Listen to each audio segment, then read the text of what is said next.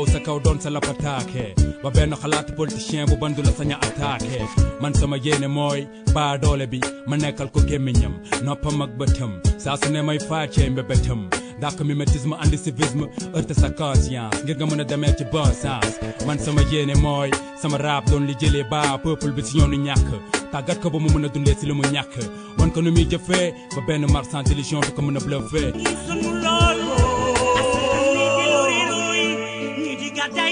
Mesdames, Mesdemoiselles, Messieurs, bonjour. Un avocat à la cour à objection de ce dimanche, Maître Amadou Ali Kane, c'est son nom.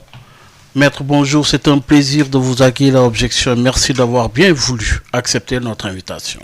Merci Baye Oumar.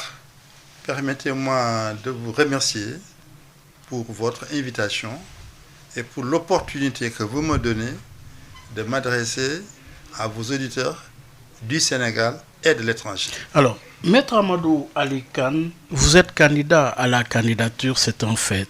Un autre fait, vous êtes un militant des droits de l'homme. Maître, candidat R3D, regard différent pour un développement durable. Qu'est-ce qui motive cette candidature? Mais je dirais que cette candidature est une continuité alors de ce qui est ma passion, à savoir la défense des droits, de tous les droits. Vous savez que parmi les droits de l'homme, il y a le droit à un environnement sain.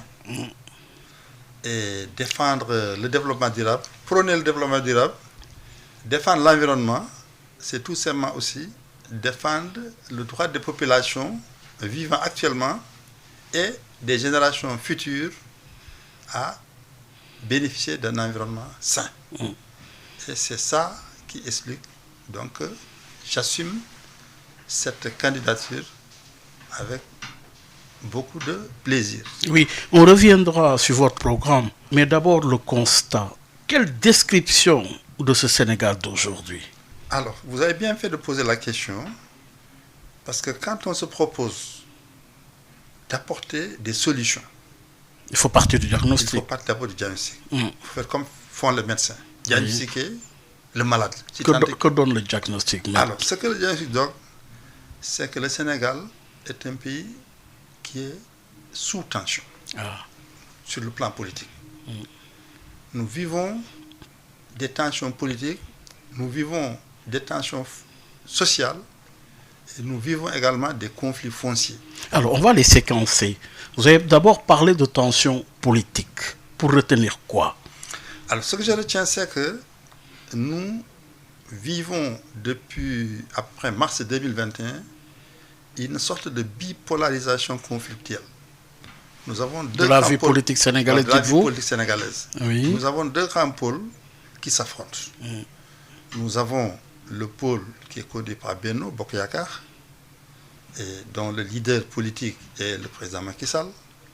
Et nous avons également un pôle de l'opposition, au départ Yewwi Askan Wi, et puis qui aujourd'hui s'est mis, je crois, en LACOS, et dont le leader est Ousmane Sonko. Et donc, nous assistons à un affrontement qui n'est même pas feutré, qui est un affrontement ouvert, un combat de rue entre le gouvernement de Benno et l'opposition incarnée par Ousmane Sonko. Et cela a coûté au pays des arrêts d'activité économique. Cela a coûté au pays des blessés. Cela a coûté au pays des morts. Cela a coûté au pays des milliers de personnes privées de liberté et en prison aujourd'hui. Donc, nous avons vécu, et nous vivons encore, parce que ce n'est pas fini, des tensions politiques. Et ces tensions politiques ont impacté sur l'activité économique, puisque le FMI, le Fonds monétaire international, nous dit que le Sénégal a perdu 1,5 de sa croissance annuelle. Ça veut dire donc plusieurs milliards de francs. Donc, il est clair qu'aucun pays ne peut se développer dans les tensions politiques. Donc, l'une des tâches que doit résoudre le prochain président de la République, c'est l'apaisement politique. Oui, d'abord, vous avez parlé de tensions politiques, mais également de tensions sociales. Effectivement, oui. Il n'y a pas que les tensions politiques, il y a également des tensions au niveau social, notamment avec la multiplication de ce qu'on peut appeler les revendications catégorielles. Vous savez, moi je travaille dans la justice et à partir d'hier, il y a eu un mouvement de grève qui a été décrété par un syndicat maison, le Sudjust. Avant ça, il y a eu d'autres mouvements de grève par un autre syndicat. Et dans les autres secteurs d'activité également, on observe la même chose. Aujourd'hui, les agents de l'état civil sont en grève depuis plusieurs mois. Collectivités territoriales. Oui. Il est difficile d'obtenir aujourd'hui même un extrait de naissance. Et c'est des documents dont les gens ont un besoin régulier pour faire leur dossier. Les syndicats de la santé sont souvent en grève. Les syndicats de l'éducation, n'en parlons pas, de tous les autres. Du supérieur, du secondaire, du primaire.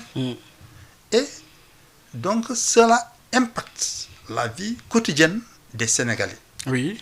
Et donc ça également, c'est une source de désagrément, une source de déstabilisation du citoyen sénégalais, du citoyen lambda. Parce que quand vous tombez malade et il y a une grève de la santé, si vous n'avez pas les moyens d'aller en clinique, ça pose problème.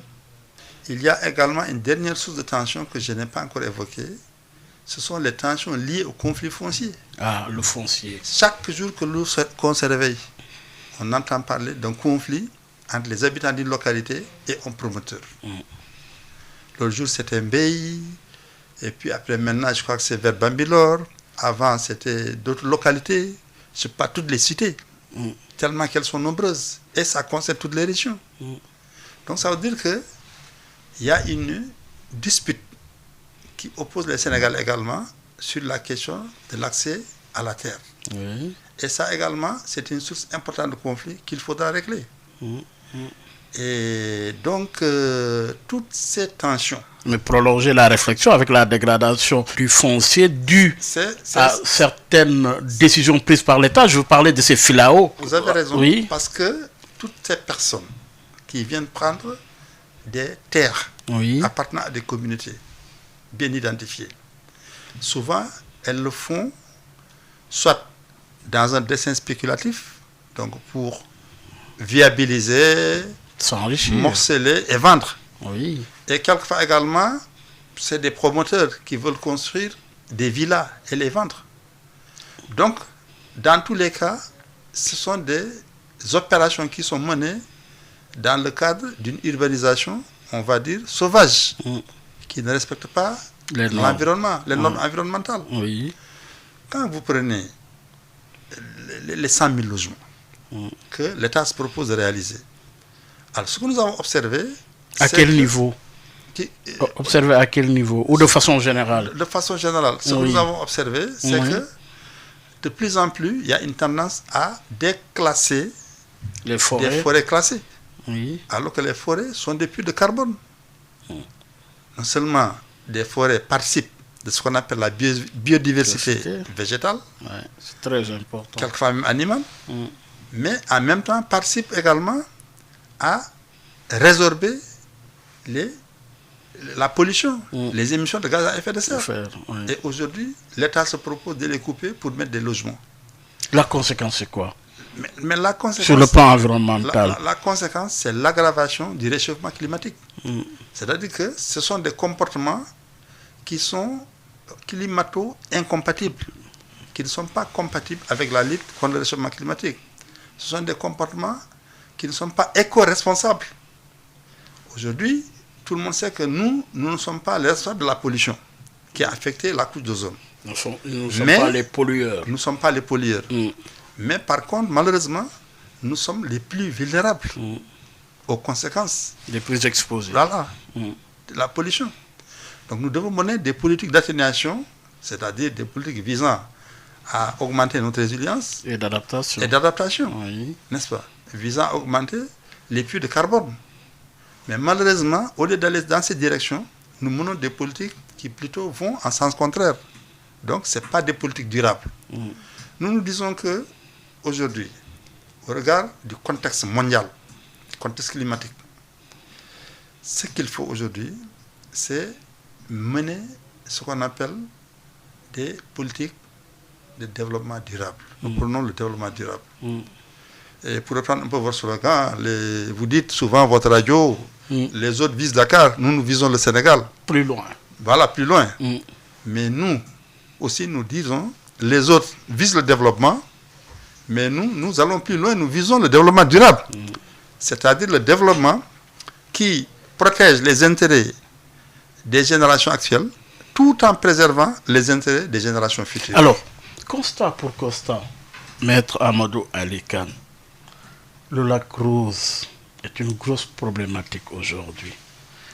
Vous avez certainement réfléchi de la question, quelle alternative? Parce qu'il nous faut quand même des questions concrètes pour des réponses concrètes. Le lac Rose. Mais vous avez posé un problème, on va dire, très actuel.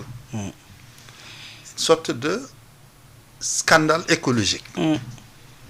Nous avions un espace qui est situé à 35 km de Dakar, qu'on appelle le lac Rose ou le lac Redba. Attiré beaucoup de touristes. Attirait beaucoup de touristes, Oui. qui non seulement était une curiosité du point de vue écologique, compte tenu de la couleur rose du lac, mais il y avait un ensemble de structures économiques, d'unités économiques qui s'étaient développées autour du lac. Alors, qu'est-ce qui s'est passé souverainement? On a entrepris de déverser les eaux de pluie venant des autres quartiers, des quartiers voisins, en direction du lac. Qui désalinise complètement. De sorte que le lac s'est désalinisé et aussi les algues qui étaient dans le lac, qui contribuaient également à sa couleur, ont également disparu. Donc aujourd'hui, le lac Rose n'est plus rose. Et la vie des personnes qui gravitaient autour du lac, elle-même aussi, n'est plus rose. Le chômage s'est répandu parce que les touristes ne viennent plus. Donc le pouvoir économique qui était là n'existe plus. Il n'y a plus de sources de revenus. Donc il faut une réponse à cette question, rapidement. Il faudrait que on trouve d'autres déversoirs des eaux de pluie que le lac. Qu'on essaie de faire en sorte que le lac retrouve son niveau d'eau qui lui permet de garder sa salinité. Parce que vous savez que le lac, d'après les estimations, c'est après entre 120 grammes par litre, 120 grammes de sel par litre, à 340 grammes par litre. Alors que la mer, c'est 30 grammes de sel par litre. Mais aujourd'hui, c'est cette salinisation-là, ou cette salinité, du fait du ruissellement des eaux de pluie, qui a été perdue, de même que les algues également, qui vivaient dans le lac également. Oui, alors, il est candidat à la candidature, candidat de R3D, regard différent pour un développement durable. Maître Amadou Ali Kane, oui, le fonctionnement de nos institutions, il est beaucoup question, vous l'avez dit, avec les événements de 2021, avec son lot de morts et ses conséquences dévastatrices sur notre économie, 1,2 perdu de croissance. Quelque part, vous avez réfléchi sur les alternatives à la situation dans laquelle se trouve le Sénégal sur le plan institutionnel. Quel regard portez-vous sur le fonctionnement de nos institutions? Alors, moi, ce que je voulais dire sur cette question, c'est que les Sénégalais ont besoin de sécurité juridique. Les gens ont le sentiment qu'ils ne sont pas protégés par les institutions, notamment la justice. Oui. Les gens se sentent vulnérables. Or, il faut créer un climat de confiance entre la justice et les citoyens. Les gens ont l'impression que la justice est un instrument entre les mains de l'État qui s'en sert. Vous êtes avocat. Or, même si ce n'est pas vrai, le simple fait que cette perception existe, c'est déjà un problème. Il faut donc par conséquent œuvrer pour que la confiance revienne entre les justiciables, les citoyens et la justice. Mais maître Amadou Ali Kane, vous êtes un militant des droits de l'homme. Les longues détentions vous inspirent quoi finalement? Mais c'est une catastrophe. Aujourd'hui, les prisons sont surpeuplées. Maintenant, que faut-il faire pour ne pas en arriver là? Bon, il faudrait déjà, à mon avis, éviter les mandats de dépôt systématiques.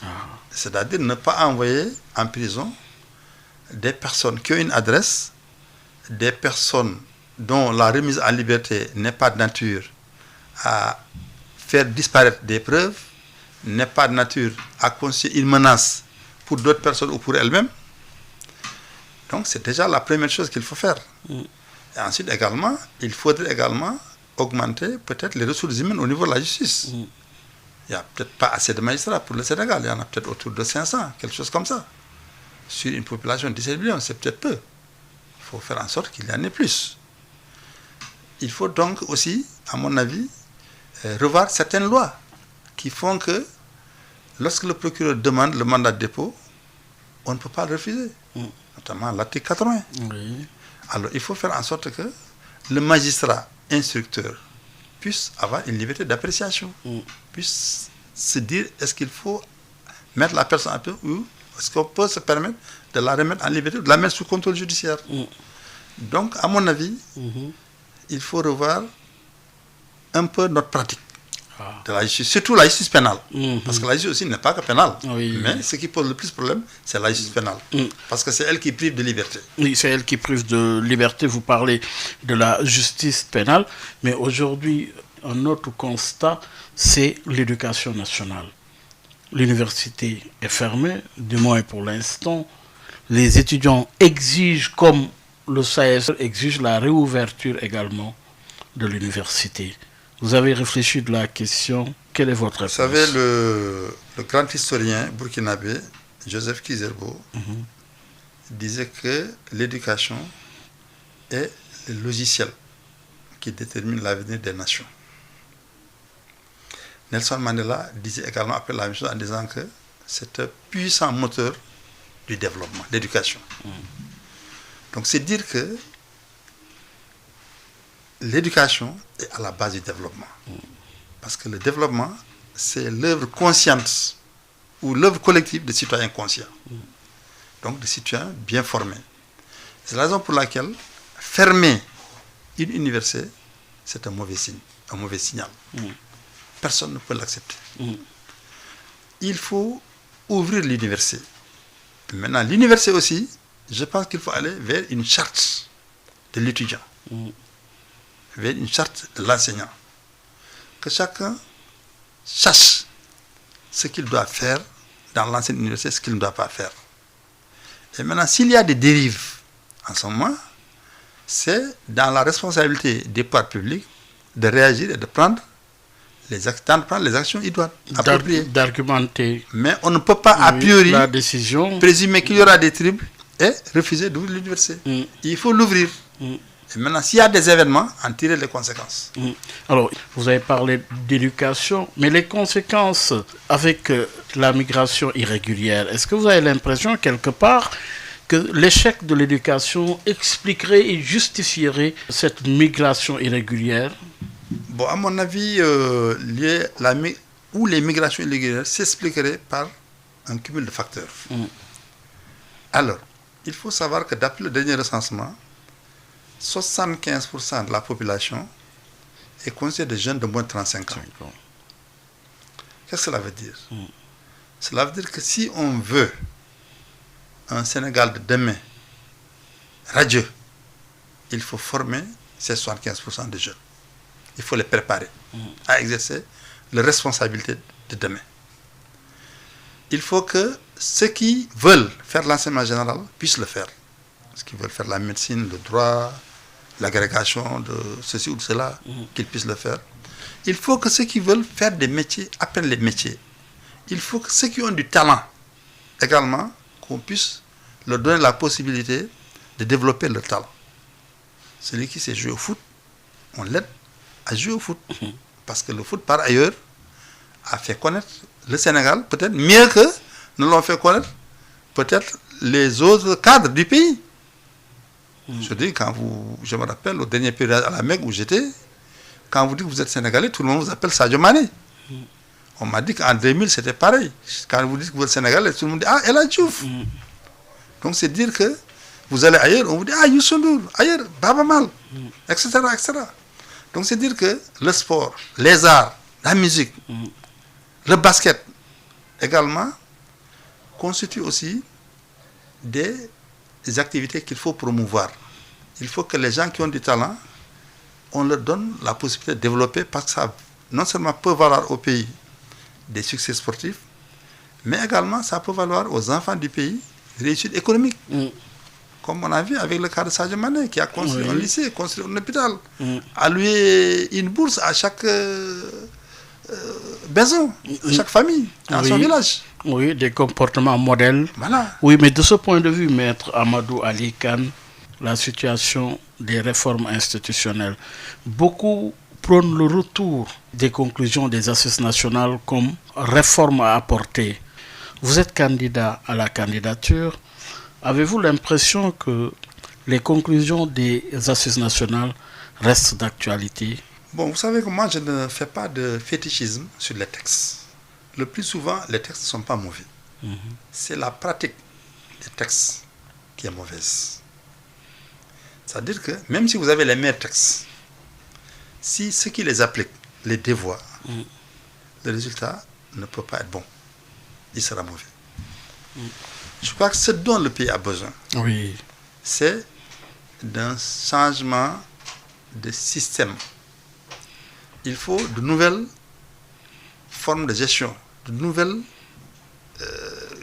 je voudrais mettre en place un système basé sur la méritocratie républicaine. Vous êtes anti-système? Il faut mettre... Êtes-vous anti-système? Non, je ne suis pas anti-système. Oui. C'est-à-dire il faut dépolitiser aussi. La vie publique est trop politisée. Toutes les responsabilités se confient à des politiques. Si vous n'êtes pas dans la politique, vous êtes presque exclu.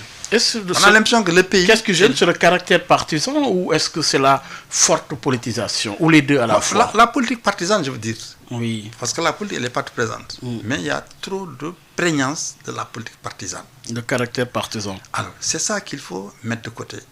Je pense qu'il faut distinguer. Qu'il faut bannir. Voilà. Il faut distinguer les activités politiques qu'on peut confier et qu'on doit confier aux acteurs politiques. Mais il y a aussi les activités techniques qu'il faut confier à des techniciens, à des gens qui ont appris cela, qui savent le faire, qu'ils soient politiques ou pas politiques. La compétence. Il faut donc appliquer le système de l'homme qu'il faut à la place qu'il faut. Je pense que nos pays ont besoin de cela. Et c'est ça qui permettra au pays d'avancer. Mais aujourd'hui... il faut tirer quand même les enseignements du passé également. C'est-à-dire qu'aujourd'hui, il faut que nous ayons des républicains. Des gens qui croient à la République. Ce n'est pas le cas? Ce n'est pas toujours le cas. Aujourd'hui, qu'est-ce que nous avons comme système? Vous arrivez au pouvoir, vous venez avec vos hommes que vous placez un peu partout. Vous quittez le pouvoir, certains rallient le nouveau pouvoir pour pouvoir rester. Oui, on n'en finit jamais. Et le nouveau pouvoir qui arrive aussi vient avec le même esprit pour donner des strapontins à ses amis. Donc en réalité, ce que nous appelons changement, c'est surtout jusque-là du haut de toi que j'ai mis mettre. Il faudrait maintenant que ça change. Il faudrait que, quand vous arrivez au pouvoir, on peut comprendre qu'il y a des gens qui vous ont accompagné pendant votre traversée du désert. Mais on ne peut pas tous leur confier des responsabilités au plus haut niveau parce que simplement, ce sont des amis politiques. Il faut voir également leurs compétences. S'ils sont compétents, je veux bien, on peut leur confier des responsabilités. C'est tout des postes de confiance. Mais s'ils ne le sont pas, il faut leur trouver autre chose. Mais on ne peut pas forcément récompenser les amis politiques en les nommant à des postes de responsabilité alors qu'ils ne sont pas outillés pour cela. Il faudrait que le pays là devienne le pays des citoyens, mais pas le pays des militants. Comme c'est le cas depuis plusieurs années. C'est ce qu'on observe au Sénégal. Alors, M. Amadi Ali Kane, aujourd'hui également se pose la problématique de la gouvernance. À travers Diouf, Wade et aujourd'hui Macky Sall, il est souvent décrié le mode de gouvernance en cours. Oui, aujourd'hui le budget est en train d'être examiné par l'Assemblée nationale. Ce budget 2024 aujourd'hui, qui n'est pas encore adopté par l'Assemblée nationale et qui est en examen, Oui, du point de vue de la forme et de la configuration de ce budget, avez-vous l'impression quelque part que les préoccupations des Sénégalais sont prises en compte par le budget en y jetant un coup d'œil du point de vue formel, avant d'entrer dans le fond? Bon, écoutez, vous savez qu'il ne faut pas trop aussi fétichiser le budget. J'entends dire, oui, le budget était de tant de milliards, maintenant il est tant de milliers de milliards. Écoutez, le budget, c'est des prévisions. Oui. C'est des prévisions de recettes et des prévisions de dépenses. On pense qu'on va recouvrer 7 000 milliards, par exemple. 2024. Voilà, par exemple, je crois que c'est 7 000 et quelques, je ne sais pas le chiffre exact. On va dépenser autant. Mais ce qui arrive le plus souvent, c'est que le budget est déficitaire. Pourquoi? Parce que le budget, c'est quoi? Ce sont les revenus, n'est-ce pas? Les impôts directs, les impôts indirects, les revenus du portefeuille de l'État. Et également, c'est la fiscalité de porte, c'est-à-dire les recettes douanières. Alors, ce qui se passe maintenant, c'est que les recettes ne sont pas recouvrées simultanément, sont recouvrées progressivement. Alors que les dépenses, elles sont incompressibles. À la fin du mois, vous devez payer des salaires. Oui. Vous devez acheter l'essence. Vous devez faire ceci, vous devez faire cela. Ça, on ne peut pas le reculer. Alors, il peut arriver que parfois, vous n'avez pas les recettes correspondantes. Alors, souvent, on est obligé de recourir à des appuis budgétaires, c'est-à-dire à des soutiens qu'on demande, soit au FMI ou bien à des pays amis, qui sont bien sûr à rembourser après. Mais ça, c'est pour le fonctionnement de l'État, le budget de fonctionnement de l'État. Parce que l'État aussi, pour fonctionner, il faut payer les salaires, il faut acheter des voitures, il faut payer l'essence, il faut acheter des cahiers, des bics, tout, payer l'électricité, etc. Des rames de papier, des ordinateurs, etc. Ça n'est pas du fonctionnement de l'État. Mais il y a aussi, il n'y a pas que le fonctionnement, il y a les investissements. Il faut construire des hôpitaux, il faut construire des écoles, il faut construire des usines éventuellement. Ou bien exploiter, je ne sais pas, telle activité. Donc il faut mettre beaucoup d'argent pour ça. Et souvent on n'a pas cet argent. On est obligé d'emprunter. Oui, de recourir à la dette. Alors, Oui. malheureusement, le Sénégal s'est beaucoup endetté et c'est avec un endettement à taux d'intérêt. Aujourd'hui, on dit que, enfin, beaucoup de gens disent que, de spécialistes, je ne suis pas un économiste, mais disent que le Sénégal a dépassé le ratio d'endettement qui a été fixé par l'UEMOA. 75%. Voilà, certains disent 75, d'autres disent 76, le gouvernement conteste dit que c'est moins. Bon, toujours est-il que, aujourd'hui, nous avons un service de la dette qui est exorbitant. Il faudrait, à mon avis, et c'est ça que doit faire le prochain président de la République, trouver des sources de financement innovants. Oui, innovants, oui. C'est-à-dire qu'aujourd'hui, il faut qu'on trouve de nouvelles façons de financer notre développement différentes C'est-à-dire du recours à l'endettement. Concrètement, Concrètement, par exemple, oui. on peut recourir à ce qu'on appelle les financements islamiques, c'est-à-dire les soukouk. Oui. Bon, ça existe sur le marché de l'Arabie Saoudite, sur le marché de l'Indonésie. Il y a des milliards qui sont en jeu, de dollars. Vous êtes en On vert. peut recourir. Il y a également ce qu'on appelle les finances vertes, Oui. n'est-ce pas?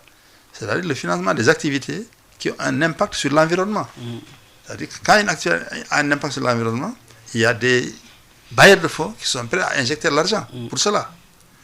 Donc, c'est d'où l'importance du développement durable, de mener des politiques qui prennent en compte la question climatique. Il est évident que si vous voulez faire un projet où vous voulez raser une forêt classée, vous n'aurez jamais un bailleur de fonds qui va vous accorder un financement vert. Parce que ça, c'est pas du développement durable. C'est pas du logement durable que vous faites. Vous contribuez à la destruction de l'environnement.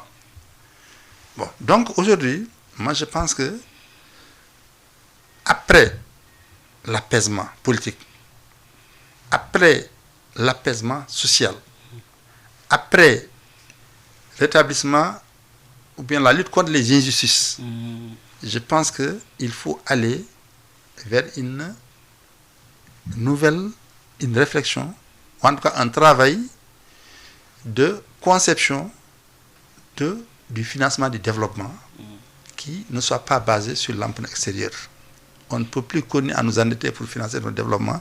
Nous devons et nous sommes condamnés à trouver des sources de financement endogènes ou des sources de financement en tout cas qui ne soient pas aussi pesants sur notre budget que l'endettement extérieur. Avec tout ce qu'il y a comme ressources, avez-vous l'impression que finalement le Sénégal dispose de ressources pour justement mener son propre développement? Bon, je pense que le Sénégal a des ressources. Oui. Maintenant, est-ce qu'elles sont suffisantes pour mener le développement? Ça, c'est une question à débattre. Mais clairement, nous avons des ressources. Nous avons besoin de mieux nous organiser. Nous ne sommes pas très organisés. Nous perdons beaucoup d'argent sur tous les plans. Je dis, est-ce qu'aujourd'hui, nos gisements, les mines dont nous disposons nous rapportent?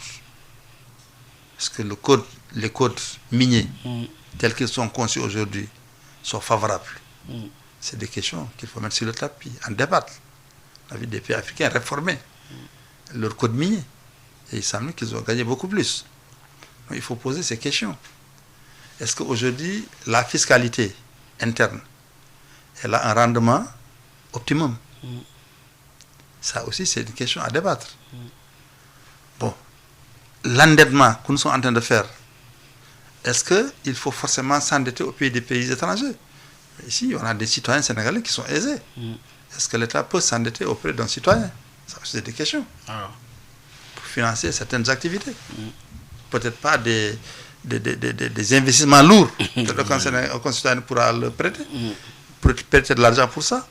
Mais il y a un certain nombre d'activités pour lesquelles 2 ou 3 citoyens sénégalais pourraient être mis à contribution et apporter, je ne sais pas, prêter de l'argent à l'État pour régler ces problèmes. Mais est-ce que l'État se met au service quand même de ces entrepreneurs de ce point de vue, pour les impliquer davantage? Bon, moi je dis qu'il faut que les entrepreneurs la relation entre l'État et le secteur privé. Ça vous posez ce que moi j'appelle la problématique de l'emploi. Parce que le rôle des entreprises, c'est de créer des emplois. Mais sont-elles soutenues? Aujourd'hui, les entrepreneurs se plaignent d'être exclus de la commande publique. Puisque les marchés publics sont le plus souvent gagnés par des entreprises étrangères. Alors, moi, je pense que, aussi, quelque part aussi, nos entrepreneurs doivent décloisonner leur organisation.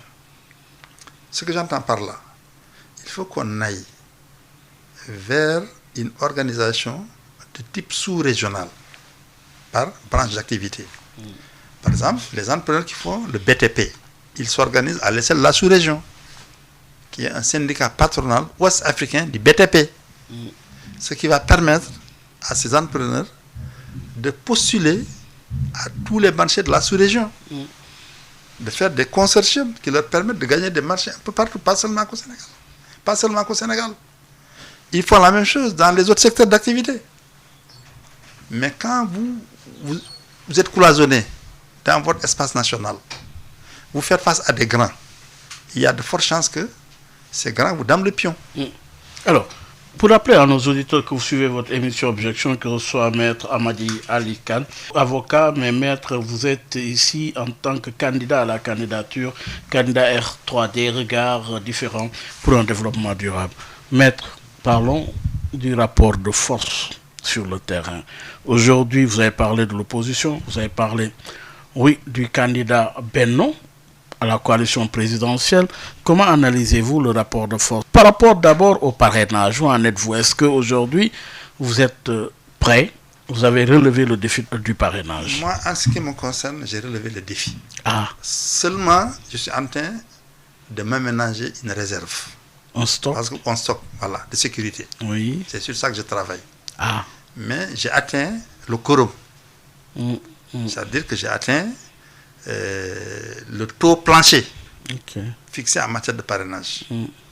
Maintenant, comme on dit... Dans chaque région? Oui, voilà. Maintenant, je suis en train de chercher des réserves pour qu'en cas de doublon, je puisse les remplacer. C'est optionnel, hein?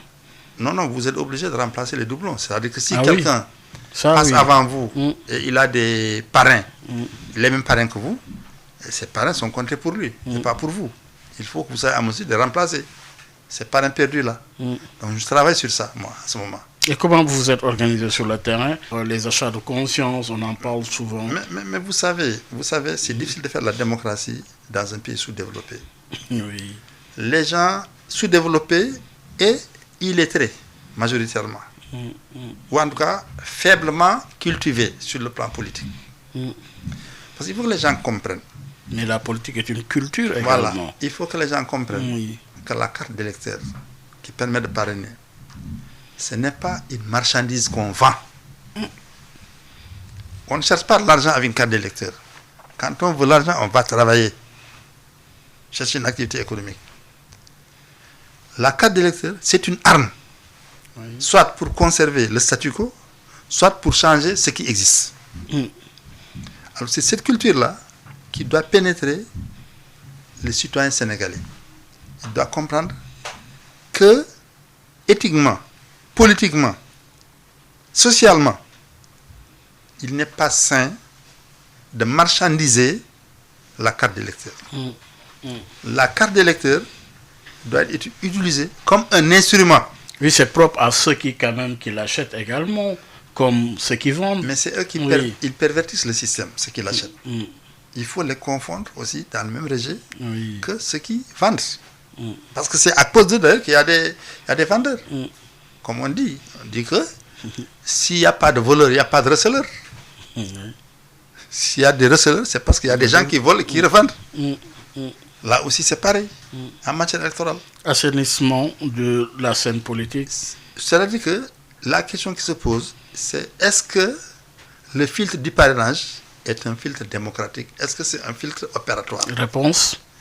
À mon avis, il faut trouver une autre forme de filtre, un autre procédé, un autre système. Parce que très clairement, le parrainage a atteint ses limites. D'abord, vous avez des gens qui n'ont pas besoin de parrainage.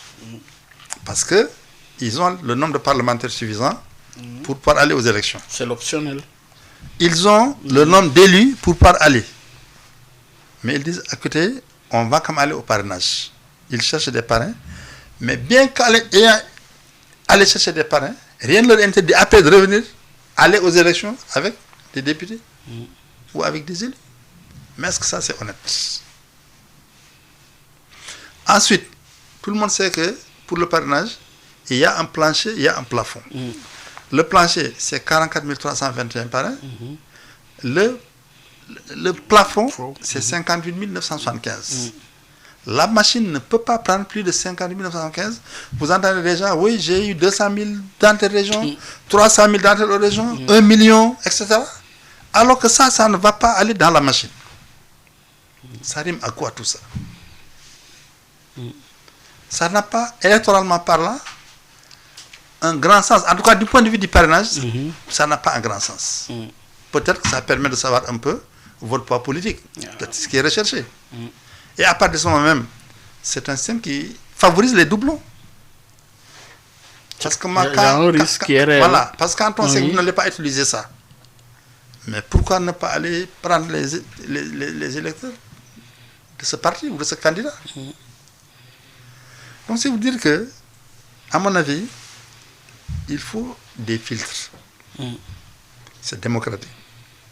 Mais le filtre qui a été choisi a atteint ses limites. Vers quoi il faut aller?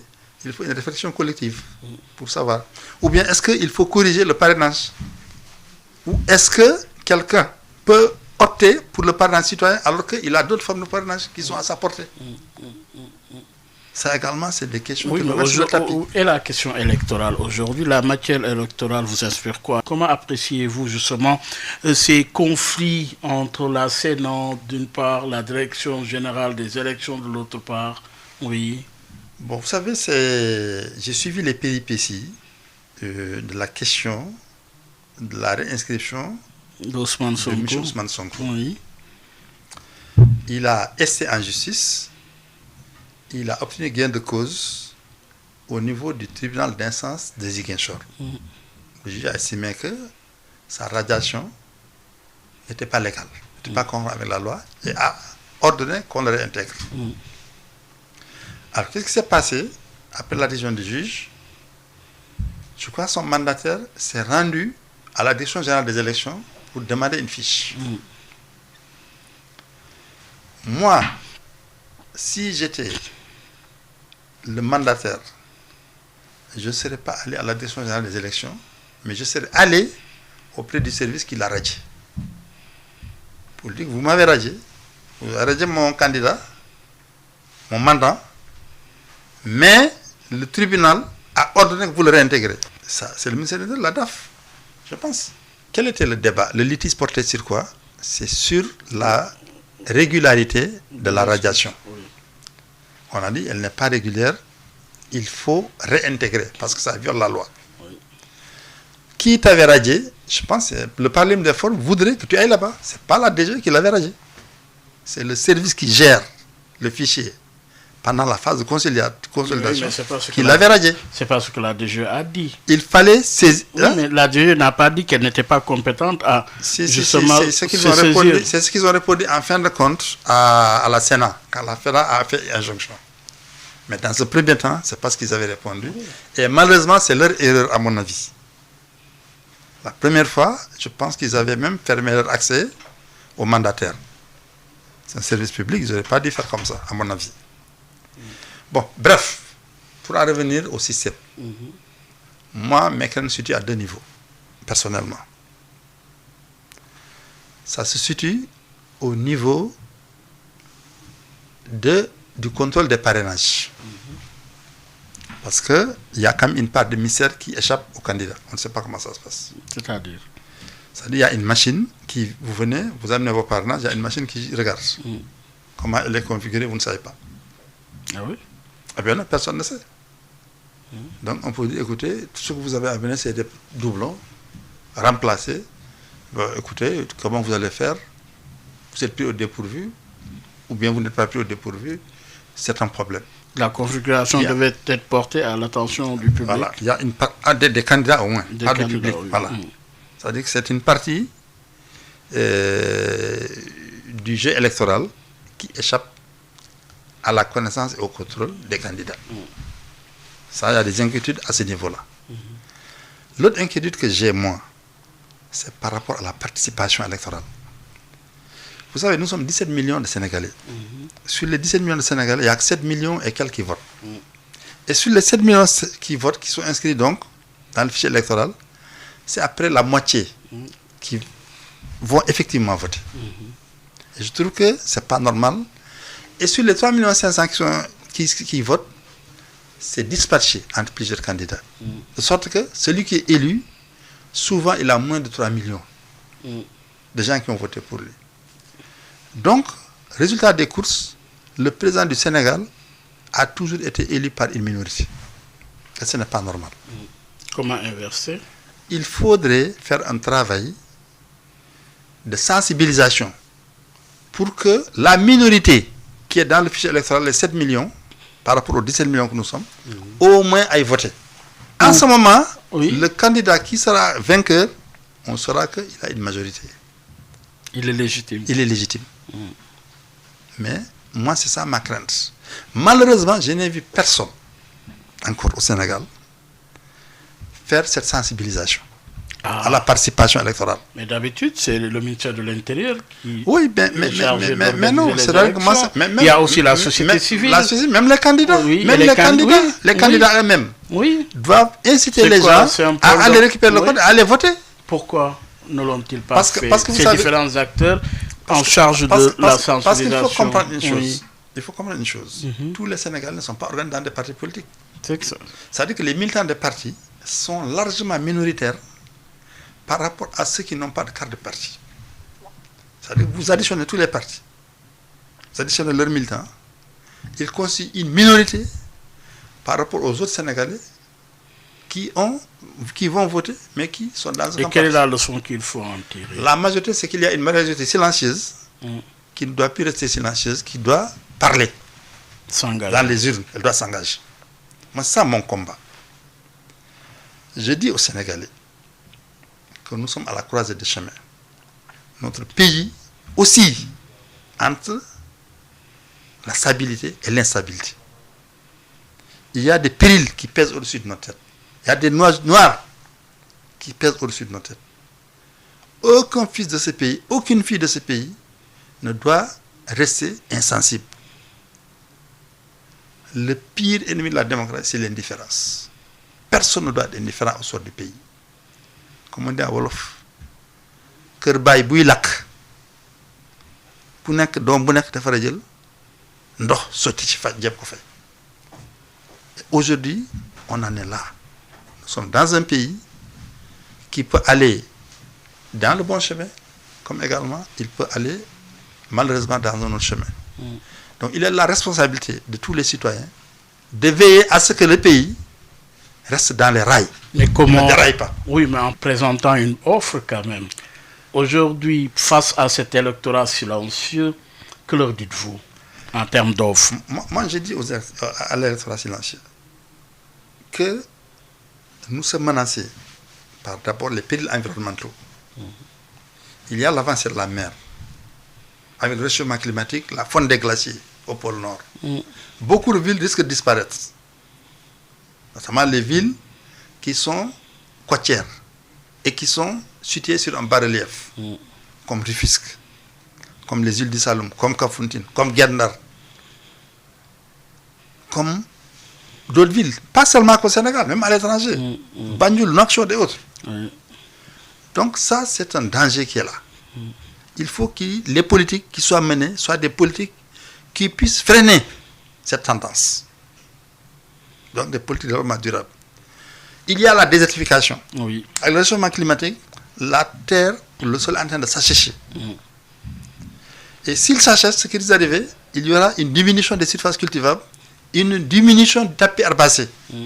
Donc le bétail n'aura pas assez d'air pour brouter, les paysans n'auront pas assez de terre pour cultiver. La problématique, cette grosse problématique de l'accès à l'eau. Voilà. Et il y a cette problématique de l'accès à l'eau aussi qui va se poser, notamment dans les zones rurales. Lié à ça, nous avons la perte de la biodiversité animale et végétale même, puisqu'on est en train de couper les herbes pour construire des villas. En ce qui concerne la pêche, par exemple, nous avons vu que ce qui se passe n'a rien à voir avec la pêche durable. Les gens utilisent des filets très fins qui captent les poissons, les bébés poissons, les empêchant de se reproduire. De sorte qu'aujourd'hui, le poisson est en train de disparaître.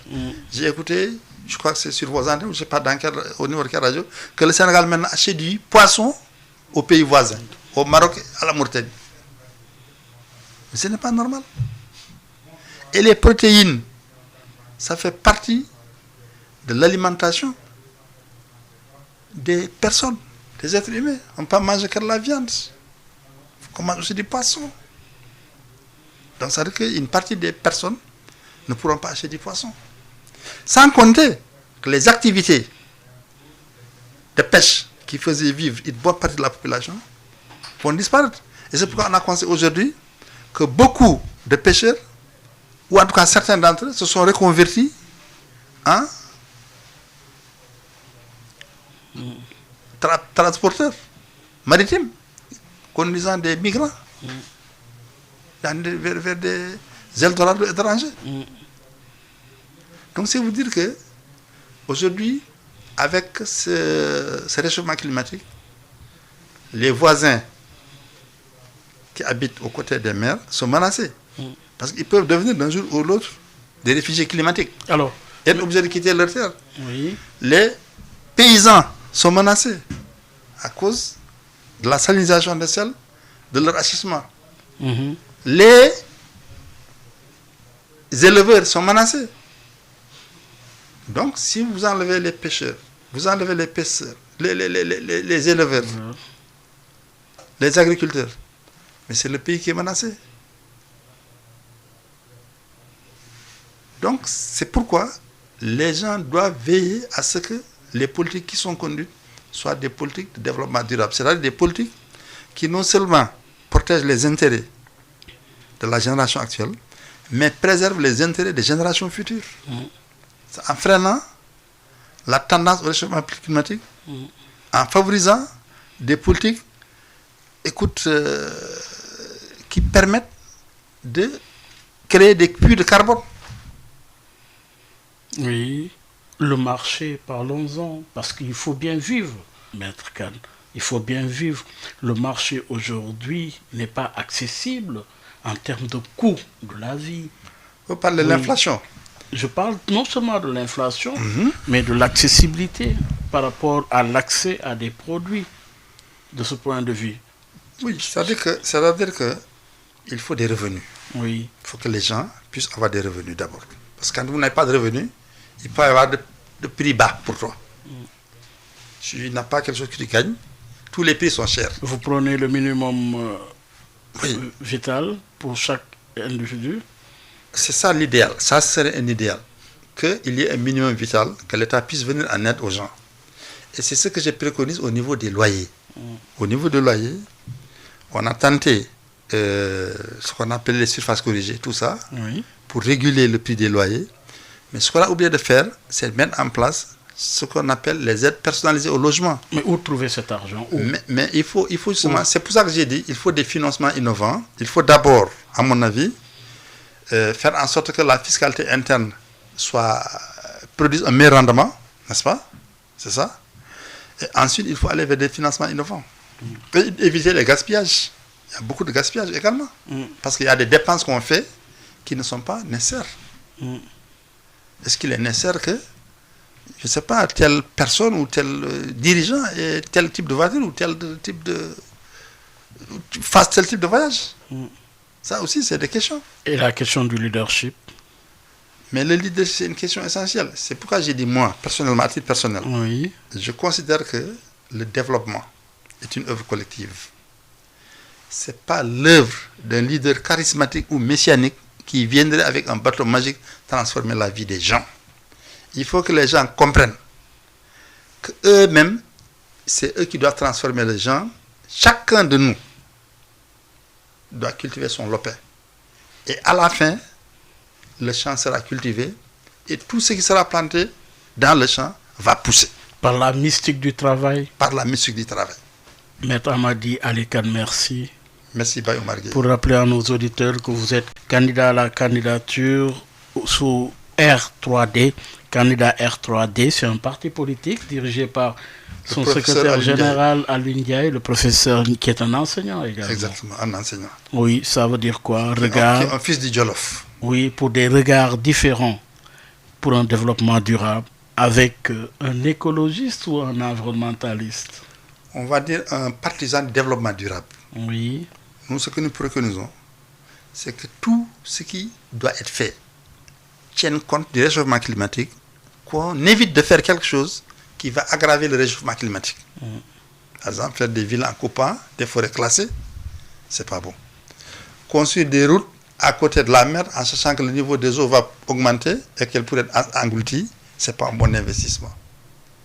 Tout ce qui est entreprendre doit tenir compte du climat.